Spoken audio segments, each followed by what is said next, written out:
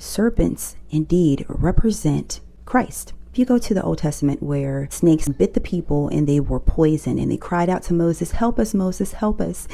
We are dying." So Moses was instructed by Yahweh to put a serpent on a staff and have the people look at that staff. So the serpent represents Christ. How can this be? Let's review the word Nahash, which means shining one. It also translates as serpent. Jesus is known as the Son of Man. In Revelations 22:16, he refers to himself as the bright morning star. Lucifer, also represented by the snake, the serpent, is also referred as the bright and morning star. And Jesus was hung on a tree for all to witness. In Isaiah chapter 53 verse 5, "But he was pierced through our transgressions. He was crushed for our iniquities. The chastening for our well-being fell upon him. By his scourging we are healed." Also in the book of Isaiah 27:1, it reads, "In that day the Lord will punish with his sword, his fierce, great, and powerful sword, Leviathan, a gliding serpent, Leviathan, the coiling serpent." Coiling serpent, that is the Kundalini energy at the base of the spine. The cross represents the spine. The serpent must climb the spine in order to awaken, to have the Christ mind. In Genesis, where it states that God told the serpent that the serpent will be made to crawl on its belly, that his head would be crushed under the heel of man. So that is symbolically representing that the wisdom, the knowledge, the awakening process will be under the reign of man. What does man represent? Man represents conquering. Man represents animal nature.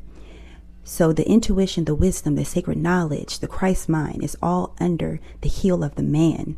Humans are animalistic nature, so we have to fight and go through the awakening process. In ancient Egypt, you would see the pharaoh's crowns or headdresses with the serpent right in the middle of the forehead.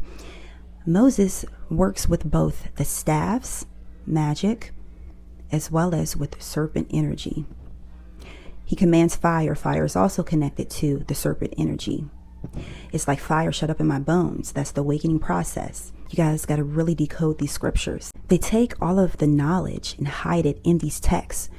So you will have to dig and search for it. It's a process that each and every person has to go on to obtain this knowledge.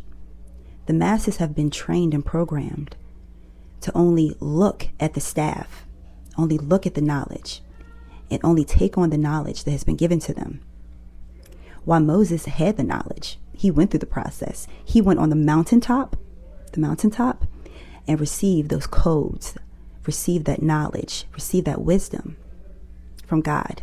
And we are challenged to do that for ourselves, to go on the mountaintop, on the higher realms, and receive that knowledge for ourselves.